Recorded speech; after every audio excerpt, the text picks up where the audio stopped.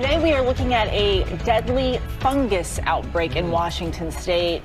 Break this down for us. Yeah, this is in particular a newer type of fungus called Candida auris, first reported out of Japan in 2009. By the way, it's Candida, not Candida. A lot of people mispronounce that. But, you know, that class of yeast, of fungus, well known, common.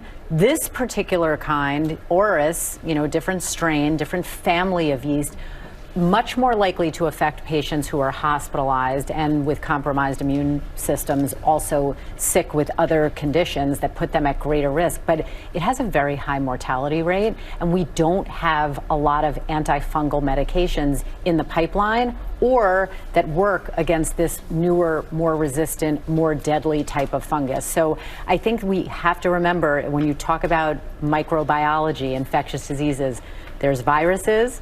We've certainly heard a lot about that in the last 4 years. There's bacteria, there's parasites, and there's fungus. And if this spreads from a local infection to your bloodstream, to organ systems, fungal infections are bad actors. So how can you protect yourself? Well, I think when you hear this headline, remember it's big picture awareness. The same way we don't like to overuse antibiotics because of bacterial resistance, same thing with fungal medications. We don't want to use them inappropriately so that fungus then develops resistance to what we have. But then when you talk about in the community, fungus likes to breed and grow in moist, dark places, so keep things dry. And when you're going to the gym, wear those flip-flops. Developing tonight, state health leaders say an elderly Kenai Peninsula man has died with Alaska pox. Many of us are still learning about this virus for the first time. It's also part of the same family of viruses that includes smallpox and monkeypox. Joe Kadada is just back from speaking with a state epidemiologist to update us now and help us understand this disease. Joe? Mike, the state public health leader says this is the first time they've found Alaska pox in someone who's died. In this case, they confirmed it was an elderly Kenai Peninsula man. The state says that man died last week, is the first Alaska pox case ever confirmed outside of the Fairbanks area. That's why this is now more so of a statewide issue. The virus was first found in Fairbanks in 2015, and that's where the other 5 cases were also found and confirmed before last week's death. Now, health officials are investigating and educating clinics and hospitals across the state what to look for, including what can look like a spider bite. Alaska pox is a type of orthopox virus, and these are viruses that are usually just found within animal reservoirs, so wild animals, that can occasionally spill over to infecting humans. And the state telling me they will not be able to officially confirm that this is an Alaska pox-caused death until an autopsy is completed, although Alaska pox was for sure found within the elderly man who died last week in the Kenai Peninsula.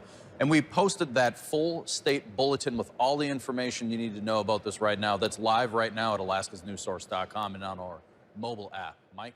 Sorry.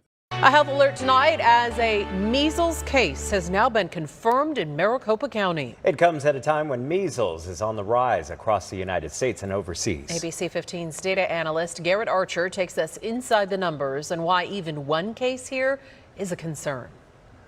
It's the first case of measles reported in Arizona since 2019. We've only had 68 cases in total since 2007, with 3 of those years being outbreaks defined as 5 or more cases of measles. That happened in 2008, 2015, and the largest 31 cases in 2016 at an immigration facility.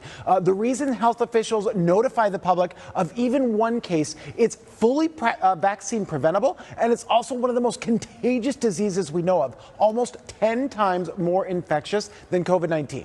Our next story is about a blast from the past, a comeback that no one wants. And by the past, by the way, I mean way back in the past, the 14th century to be precise. Have you heard of the bubonic plague?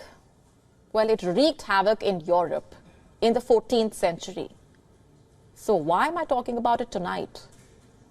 Well, because it's back. Where? In the United States.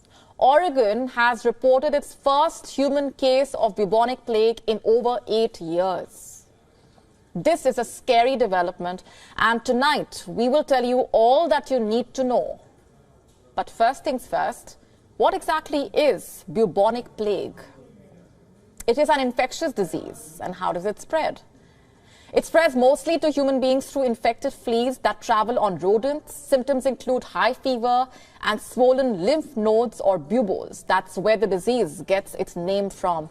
In fact, the Black Death is used to refer to a bubonic plague pandemic that hit Europe and killed millions of Europeans in the 14th century. It was, in fact, one of the most fatal pandemics ever. And now in the United States and across the world, the bubonic plague is making headlines all over again.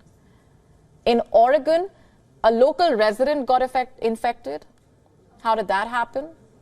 It has been suggested that the individual that the disease, it is being suggested that the disease most likely got transmitted to the individual from a pet cat. The cat was showing symptoms. Basically, pet animals can contract the infection through infected fleas or by hunting rodents that might have been bitten by an infected flea. The disease can then jump to human beings. According to officials, the resident and the cat have got medical attention. All close contacts of the resident and the pet have been contacted and given medication to prevent illness. Officials have said there is no risk to the community thanks to the early diagnosis and treatment. You see, that's the key. Antibiotics can help treat the disease in case of early detection, but if untreated, the disease can be fatal. Oregon's last tryst with the bubonic plague was back in the year 2015. A teenage girl got the disease because of a flea bite. This happened while she was on a hunting expedition. The disease is exceedingly rare. Oregon itself has seen only 9 human cases of the plague since the year 1995. And how common is the disease in the United States? The Centers for Disease Control and Prevention noting that an annual average of 5 to 15 cases in the western United States. So as of now, there is no reason for alarm. Things are under control and we will be monitoring the developments very closely. So watch this space.